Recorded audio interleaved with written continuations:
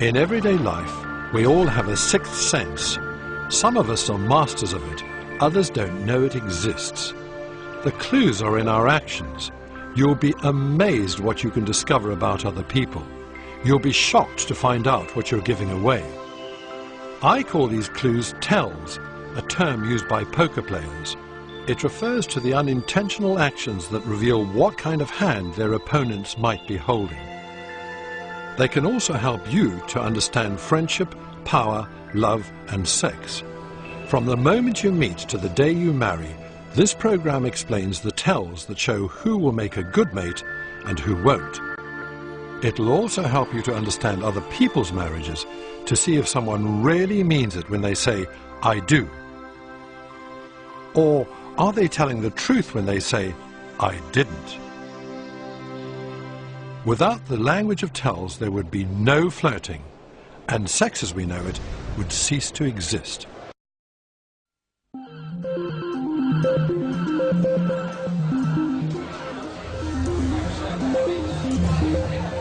Imagine what it would be like to be a fly on the wall for a whole evening when men and women are busy sizing each other up. You could study all the unspoken exchanges between them, every nervous glance, every flirtatious gesture, every tell they needed to exchange for a love affair to get started. That's exactly what I'll be doing tonight. I'm hosting a unique party. It could be any bar, any club, any Saturday night, but it's not. We've invited 15 single men and 15 single women, and we've set up cameras in every corner of the room. We'll be watching out for all the little telltale signs they send to people they fancy and the people they don't. I'm going to scrutinize what happens between my 30 guests over the next 4 hours. Being in a bar may never feel the same again. Welcome to the Love Lab. A little bit of grooving, moving, see what happens. I got on with him really well. Well, she's not the most friendly. Not more. I don't normally use chat blinds and things like that because it doesn't really work. Did you do anything to encourage it? No. But I have actually got a chat blind book. It's always the way, isn't it, though? You know, he'd probably be a friend. Yeah, we've got on very well. We seem to be at the same sort of level. Beggars can't be choosers, really, you know what I mean?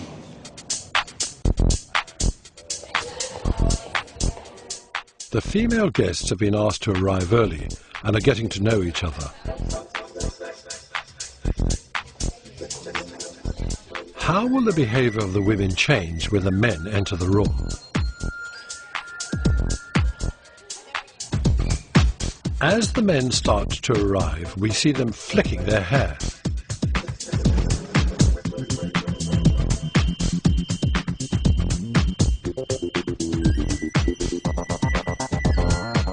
The hair flick is a classic example of preening. Preening helps a girl in several ways. First, she's showing her crowning glory, a soft, bouncy, youthful feature she's proud of. Then she's telling the man she's noticed him. She's saying, "Look at my hair and look at me." Among women, preening is not only common, it's contagious. 3 of the 4 girls in this group preen themselves by flicking their hair. 1, 2, 3. It's like a Mexican wave. In a competitive environment, all the girls want to make sure that they're looking their best. Men like to think that they do all the running and that they make the first move. But watch how it's actually the women who initiate things. Okay, now let's just see if we can track this one. Let's slow time down and study in detail what happens when Richard arrives at the party.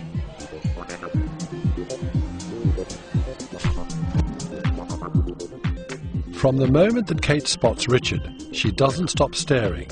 He notices this and looks back at her. Kate's friend Sarah also turns and looks at Richard and flicks her hair appreciatively. These glances take less than a second, but this moment may change their evening. It could even change their lives. Courtship is almost always a matter of female choice, and in a bar, It's the woman who invariably makes the first move. She does this by producing an approach tell. Anton and Marius move towards a group of girls. They're waiting for an approach tell. Jasmine on the left spots them standing alone. She stares at them and gives them a smile. This is an approach tell. It says to the guys, "You may approach me now." Yvonne turns to see the guys and also smiles, sending the same signal. Without an approach tell, you may as well not be there. One of these men is part of the group. The other isn't, but wishes he were. He steps forward, tries to be physically involved, but to no avail. Even when he's left alone with the girls, a perfect opportunity to move in, he stands there expectantly, watching them, patiently waiting for an inviting signal from one of them. But it never comes. Without an approach tell from one of the girls, there's very little he can do to be accepted. So he carries on, looking slightly lost and waiting.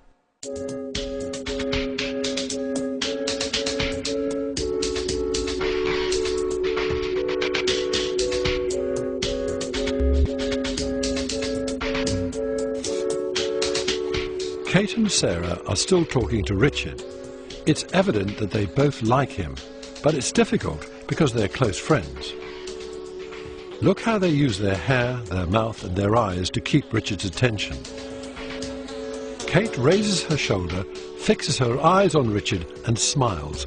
This is a coquettish gesture and it's designed to grab his attention. As soon as Kate becomes flirtatious, Sarah averts her eyes and withdraws. When Kate realizes that her friend has withdrawn, she points at Sarah, involving her once again.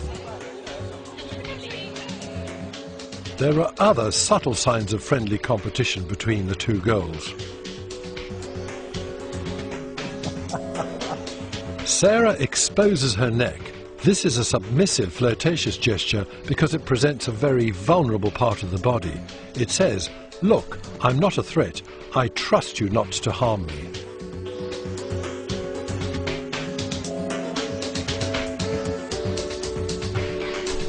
Kate goes to the bar, and as she passes Richard, she discreetly pats him on the bum. This is definitely a provocative gesture. It's below the belt, and it's very early in the encounter. It says to Richard, "Don't forget me, I'll be back." We can see that Kate has managed to arouse Richard, because while she's away, he's constantly looking out for her.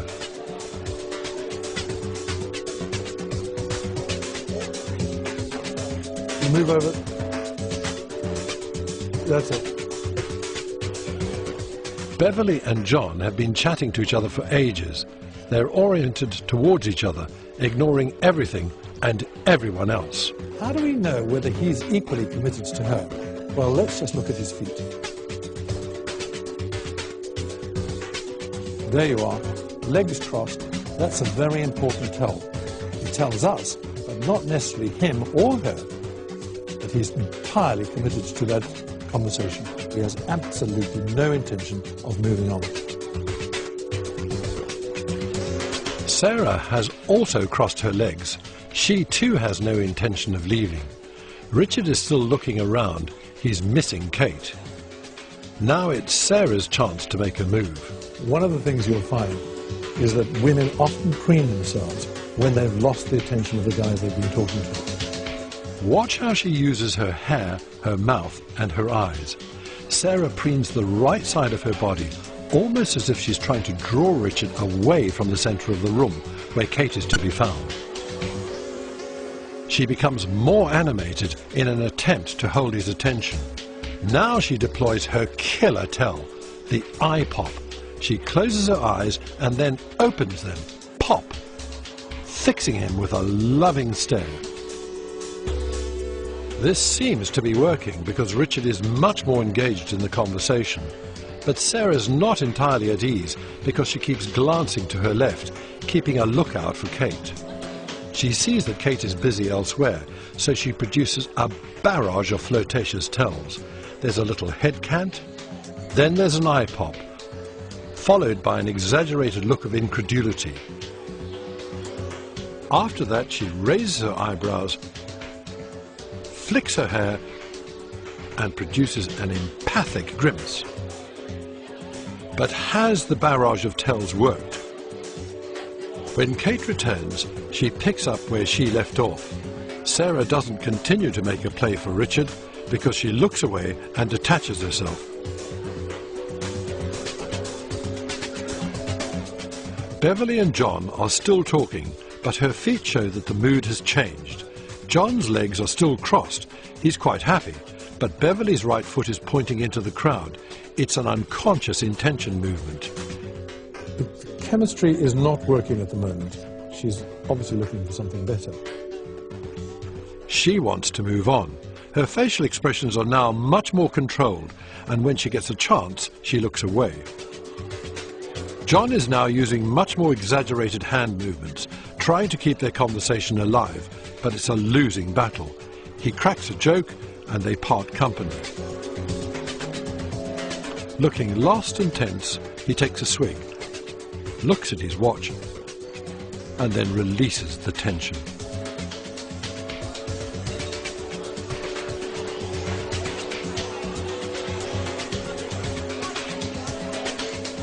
Anton is bored and looking round the room. Now it's his turn to move on, and he knows exactly where he's going. Kate is the target. He shakes only her hand and secures a hug. Kate turns her body towards Richard and Sarah when she puts her arm around Anton. She's reducing the intimacy of the hug and showing the others what she's doing. She's making it look friendly and nothing more. She pats Anton on the back just before the two of them let go.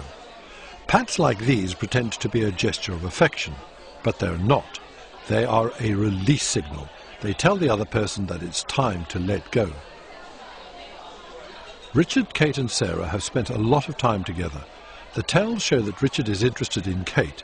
They also reveal that Richard regards Anton's arrival as a serious threat. Although Richard is doing his best to hide his feelings, he's giving off distress signals. There's a distinct lack of expression.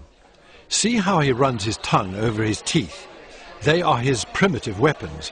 It's a disguised signal of aggression. When he shakes hands with Anton, Richard tries to appear relaxed. He's smiling furiously, but it's a completely fake smile. He's deeply unhappy.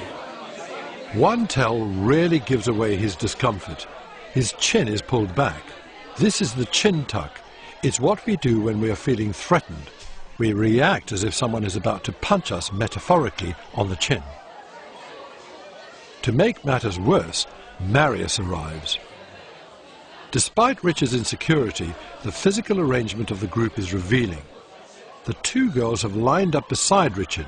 They're showing their allegiance to him. But this doesn't stop them sending flirtatious signals to Anton and Marius.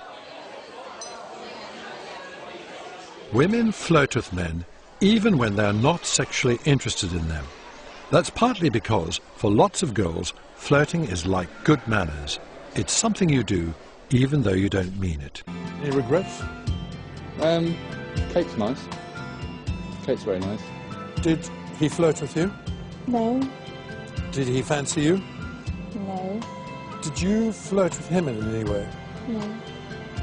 I know you might think I do, but But why would I think you did? What did you do? I'm just smiley and nice to people. I think that maybe that might be misinterpreted as being flirtatious. Men are notoriously poor at decoding women's signals. But if they're always receiving seemingly positive feedback, no wonder they're so confused.